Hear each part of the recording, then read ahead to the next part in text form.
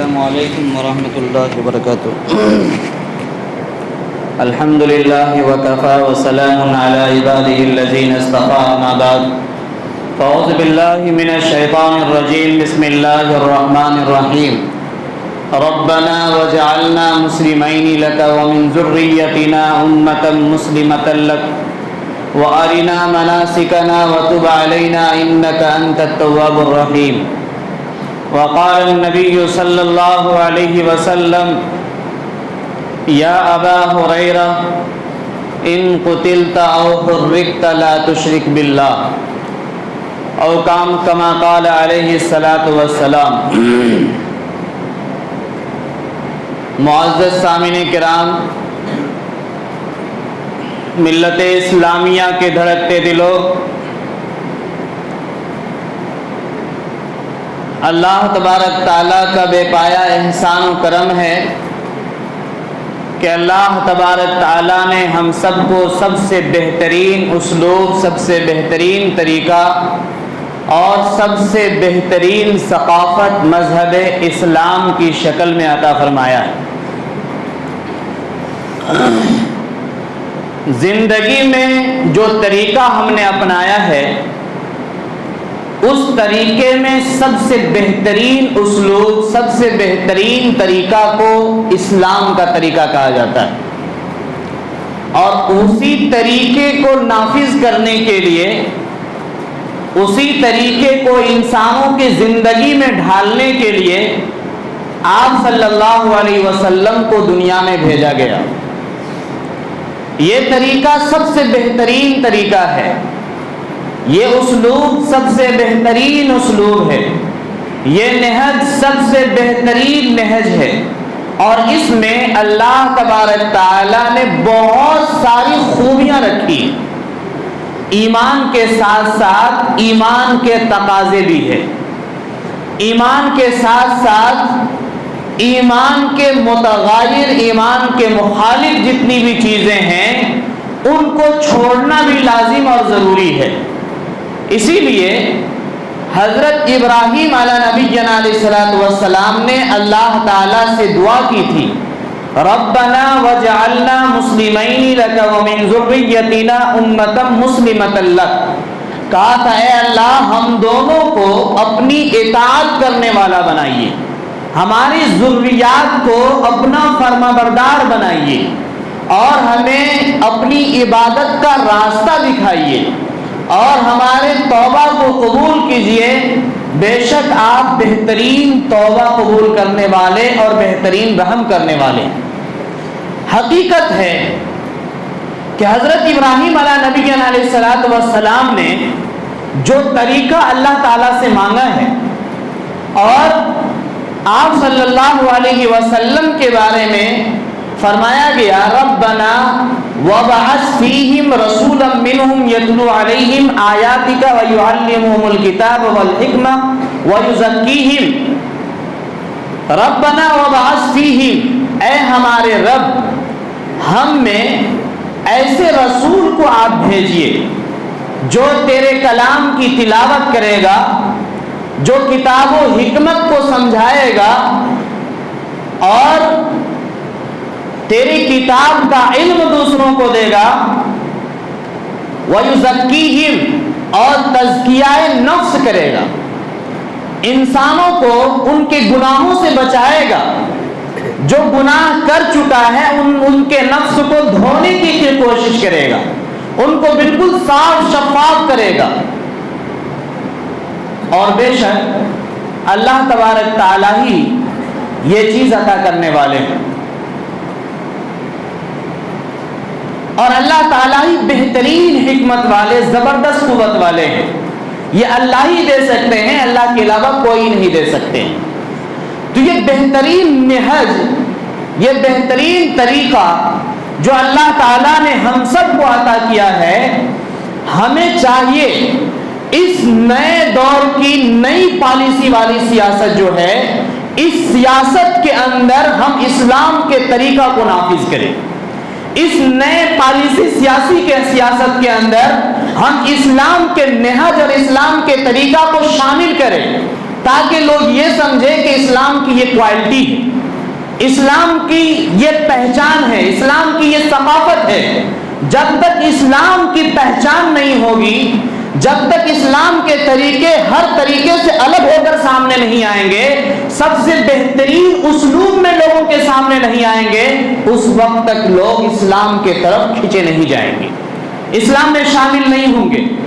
اسلام میں لوگوں کو شامل کرنے کے لیے سب سے بہترین طریقہ یہ ہے کہ اسلام نے جو خوبیاں دی ہے، اسلام نے جو مسلمانوں کی پہچان کرائی ہے، اسلام نے جو اچھے اچھے طریقے بتائے ہیں، وہ طریقہ مسلمانوں میں ہونی چاہیے، وہ طریقہ مسلمانوں کی زندگی میں ہونی چاہیے۔ آج ہم ہفتے میں ایک دن جمعہ پڑھنے کے لیے آتے ہیں، اس میں بھی ہمیں اسلامی ثقافت نظر نہیں آتا، اسلامی طریقہ نظر نہیں آتا۔ پینٹ شرٹ پہنتے ہیں، غیروں کا کپڑا پہن کے آ جاتے ہیں، اور مسجد سے باہر جاتے پھر لگتے نہیں کہ ہم مسلمان ہیں۔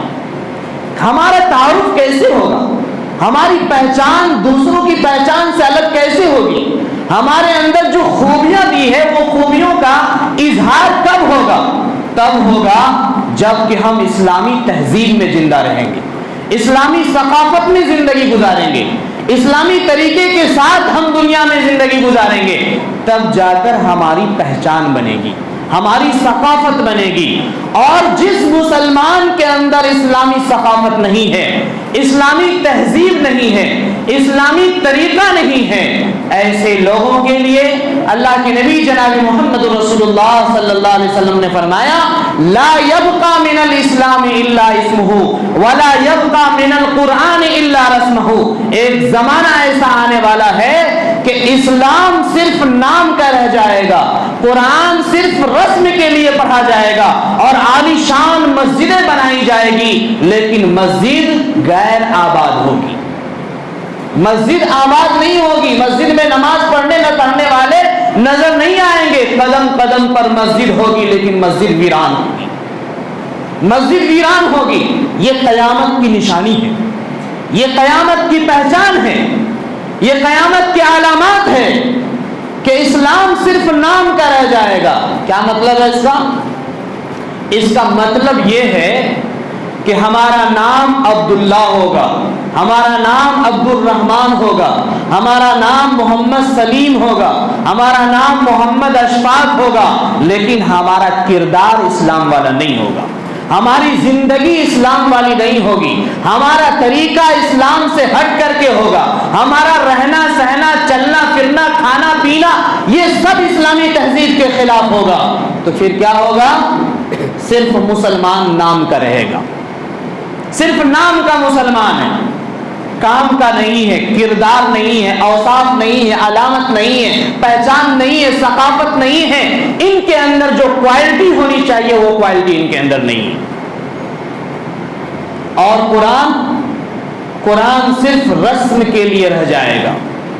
رسم کا مطلب قرآن کو طاقوں میں سجا کر کے رکھ دیا جائے گا، اور جہیز میں جو قرآن دیا جاتا ہے، ایک آدمی کی موت ہوئی 60 سال کی عمر میں، جہیز میں ان کو قرآن دیا گیا تھا۔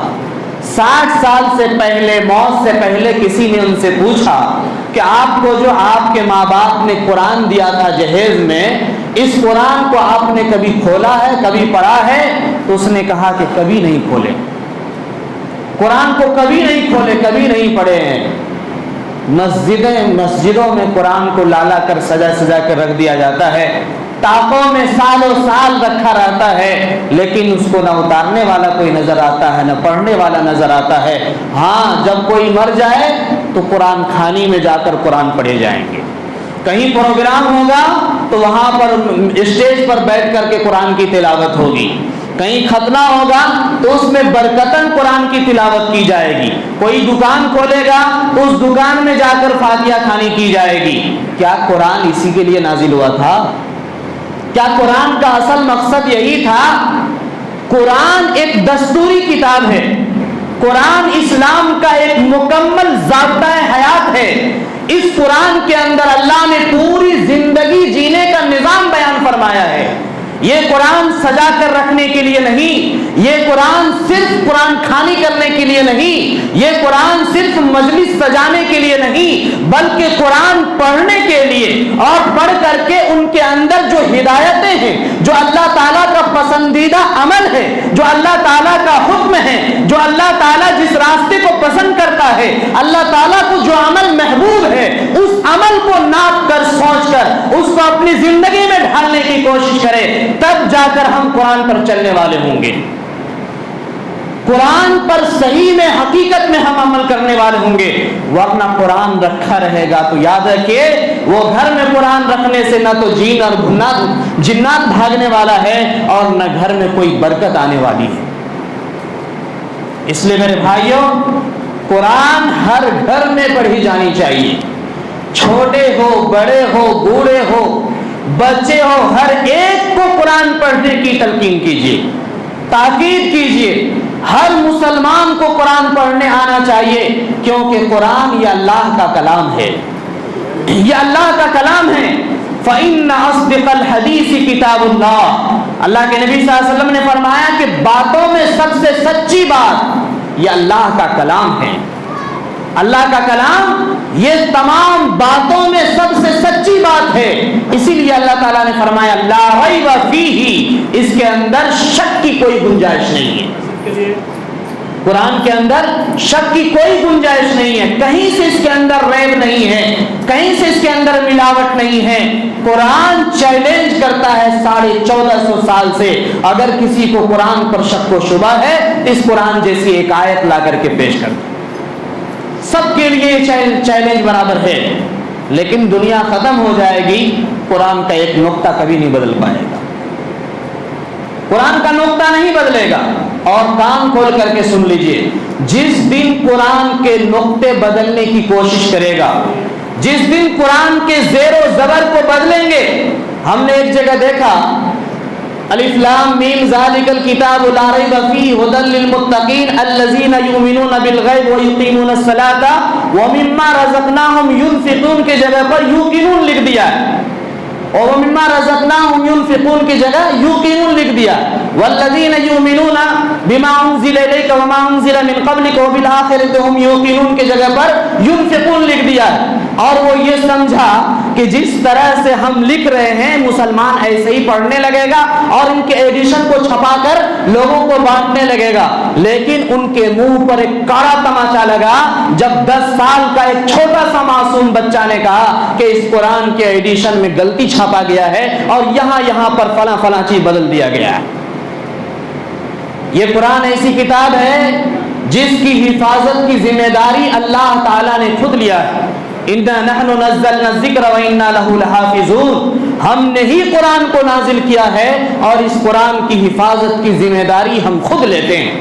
جس دن قرآن کے مٹانے والے کھڑے ہو جائیں گے اس دن اللہ تعالیٰ اس کو مٹا دے گا، اس دن اللہ اس کو مٹا دے گا۔ اور جس دن قرآن میں تحریف ہو گئی، قرآن میں تبدیلی کرنے کی کوشش کی گئی، تو اللہ تعالیٰ قرآن کی حفاظت تو کر سکتا ہے، آسمان کو اللہ تعالیٰ گرا سکتا ہے۔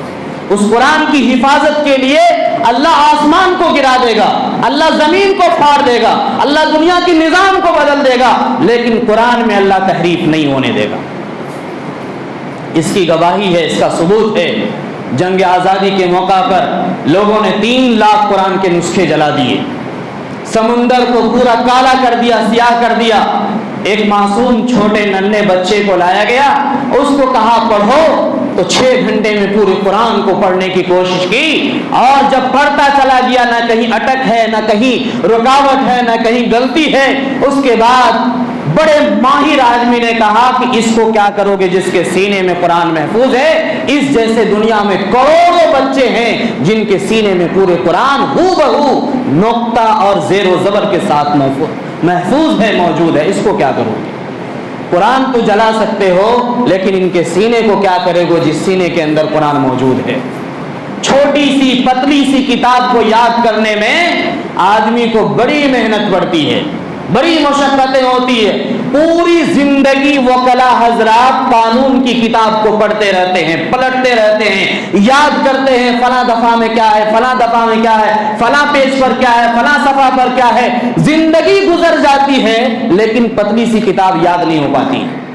अगर वो याद कर ले, पूरे साल याद करते रहे, इसके बावजूद भी अगर उनको सफा उल्टा करके फला जगह से बोलिए पढ़ने के लिए यहाँ क्या है, तो वो गलती कर बैठेंगे।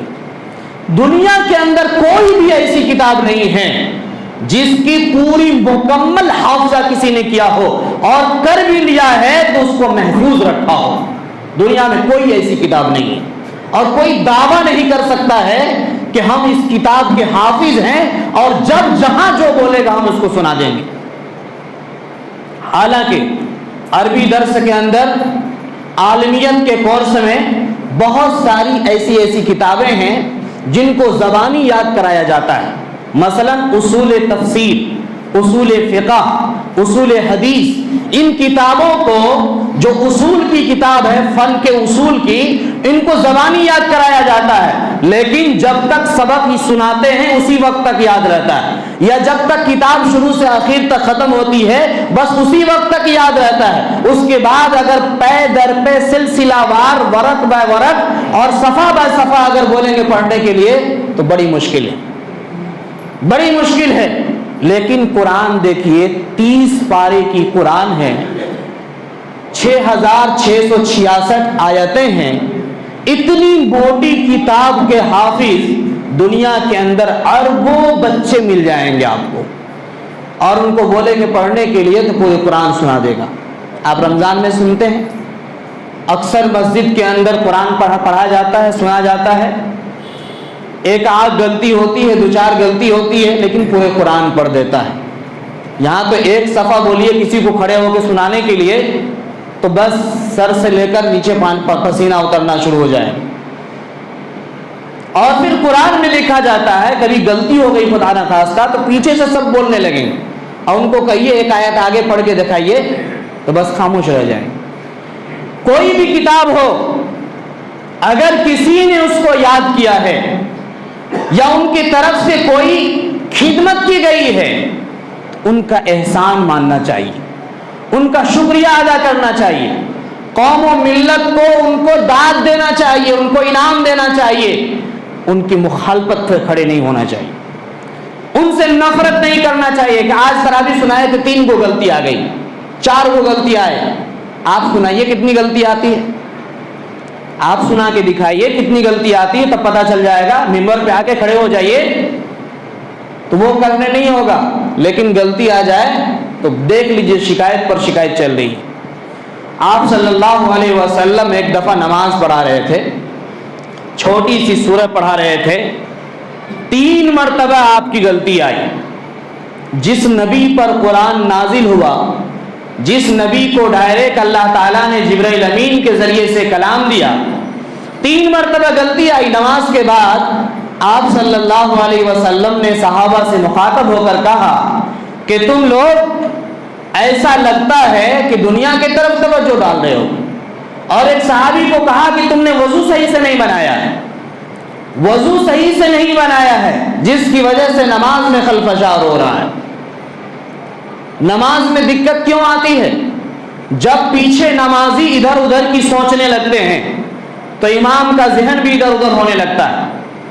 जब दुनिया दिमाग में घुस जाता है तो फिर नेकी में, भलाई में मन नहीं लगता, फिर उनकी मिठास, उनकी हलावत, उनकी लज्जत महसूस नहीं होती। मस्जिद आएंगी भी नमाज पढ़ने के लिए तो सोचेंगे जल्दी से इमाम साहब फटाफट फर्ज नमाज पढ़ाए और 1 2 3 हो जाए। हालांकि आप सल्लल्लाहु अलैहि वसल्लम की ये आदत शरीफा थी और सहाबा को हुक्म देते थे कि जब तक तुम मस्जिद में बैठे रहोगे उस वक्त तक नमाज पढ़ने का सवाब तुम्हारे नामे आमाल में लिखा जाएगा। जब तक मस्जिद में बैठे रहोगे उस वक्त तक तस्बीह पढ़ने का सवाब तुम्हारे नामे आमाल में लिखा जाएगा। कितना ऊंचा अमल है, कितनी बड़ी दौलत है कि کہ ہم چپ چاپ مسجد میں آ کر بیٹھے رہیں، تسبیح پڑھتے رہیں، آدھا گھنٹہ 1 گھنٹہ بیٹھے اللہ کے سامنے روئے گڑ گڑائے اور اس کے بعد اطمینان سے گھر چلے جائیں، تو جتنے لمحہ، جتنے منٹ، جتنے گھنٹہ مسجد میں بیٹھے ہیں، ہر لمحہ نماز پڑھنے میں اس کا شامل ہو گیا۔ لیکن المیہ یہ ہے، تعجب کی بات یہ ہے کہ مسجد میں ہمارا قدم ٹکتا ہی نہیں۔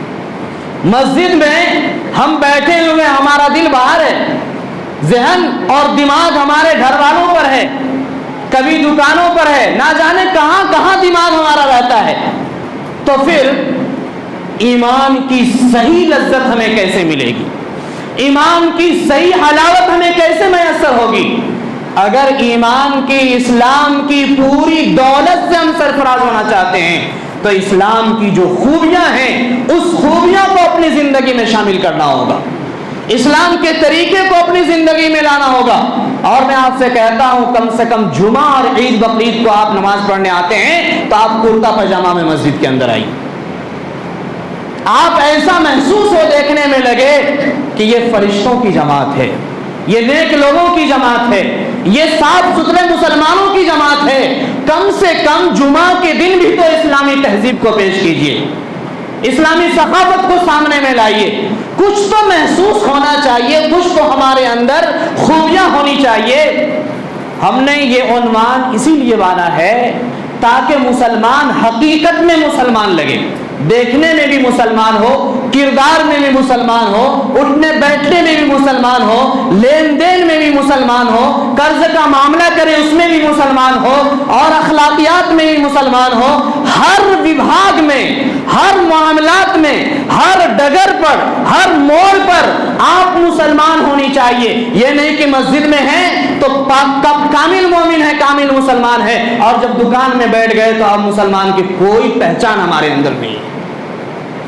ہر جگہ مسلمان مسلمان ہونا چاہیے، ہر جگہ مسلمان ہونی چاہیے، اور مسلمان کی خوبیاں ہر جگہ مسلمانوں کے اندر ہونی چاہیے۔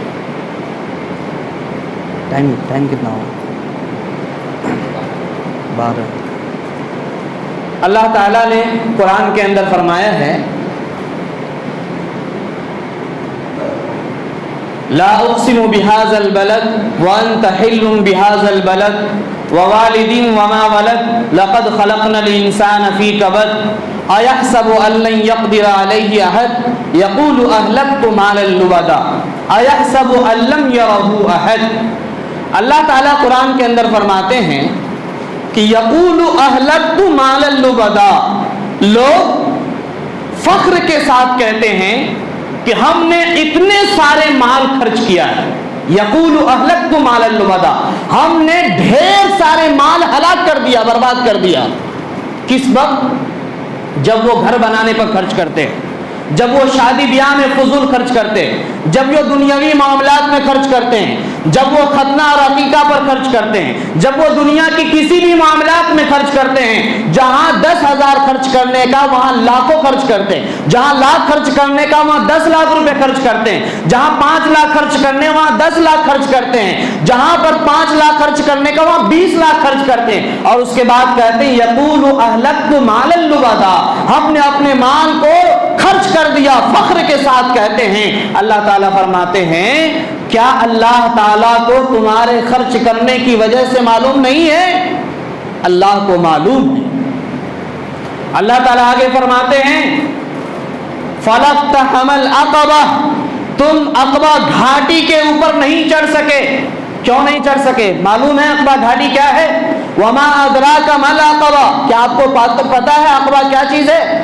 فَكُّ رَقَبَةٍ، سب سے پہلی چیز، اگر تم میں سے کوئی بھی مسلمان قید خانے کے اندر، جیل کے اندر ہے، تو آپ اپنا تعاون دے کر، اگر غیر مجرم ہے اور وہ اس قید خانے کے اندر ہے تو فَكُّ رَقَبَةٍ، اس کی گردن کو آزاد کرانے کے لیے، جیل سے نکالنے کے لیے اپنے مال کو ایک جگہ اکٹھا کر کے ان کو جیل سے نکلواؤ۔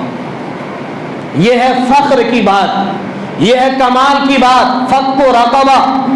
اور اطعام فی یوم ذی مسغبہ، دوسری بات یہ ہے کہ جس دن کسی کے گھر میں کھانا نہیں بنا ہے اس دن آپ کھانا بنا کر کے اس کے گھر میں پہنچا دیجئے۔ اگر کوئی یتیم بچہ ہے، بیوہ عورت ہے، اس کے گھر میں کھانا نہیں بنا ہے تو آپ بستی کا انکوائری کیجئے، بستی کا پتہ کیجئے، جس کے گھر میں نہایت مجبور اور بیوہ عورت ہے، اس کے گھر میں کھانا نہیں بنا ہے تو آپ ان کے یہاں جا کر کھانا پہنچائیے۔ یتیماً ذا مقربہ، آپ کے رشتہ داروں میں اگر کوئی یتیم بچہ ہے، ان کی کفالت نہیں ہو پا رہی ہے تو آپ اپنے مال اور اپنے دولت کو اس کے اوپر خرچ کیجئے۔ او مسکیناً ذا متربہ، اگر کوئی ایسا مسکین ہے جو زمین میں دبا ہوا ہے، پاؤں نہیں ہے، ہاتھ نہیں ہے، وہ صرف بولتا ہے ہمیں کھانا دیجئے، ہمیں بھوک لگی ہے، پریشان ہے، مجبور ہے، کسی لائق کے نہیں ہیں، آپ راستے میں کبھی گزرے تو آپ کو پتا چلے گا کہ ایک چھوٹا سا پیالہ لے کر کے روڈ کے اوپر سوئے رہتے ہیں اور مانگتے رہتے ہیں، صبح سے شام تک گزر جاتا ہے، اسے کوئی کھانے دینے کے لیے نہیں ہے۔ بنگال میں ایک جگہ جا رہے تھے، مالدہ ضلع میں پروگرام تھا، جلسہ تھا۔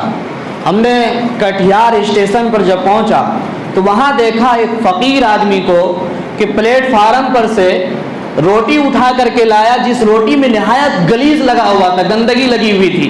اس روٹی کو میرے سامنے میں دھویا اور دھو کر کے کھانے کے لیے ہاتھ بڑھایا، اسی وقت ہم نے اس کو روک دیا اور اس کے بعد 2 پلیٹ کھانا ناشتہ خرید کر کے ان کو کھانا دیا۔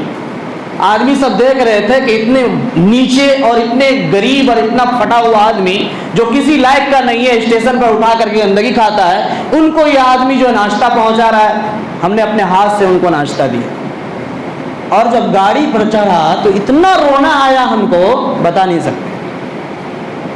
ایسے ایسے انسان دنیا کے اندر موجود ہے بھائیوں، جو دن میں کھاتا ہے تو رات میں نہیں کھاتا، آج کھاتا ہے تو کل نہیں کھاتا ہے۔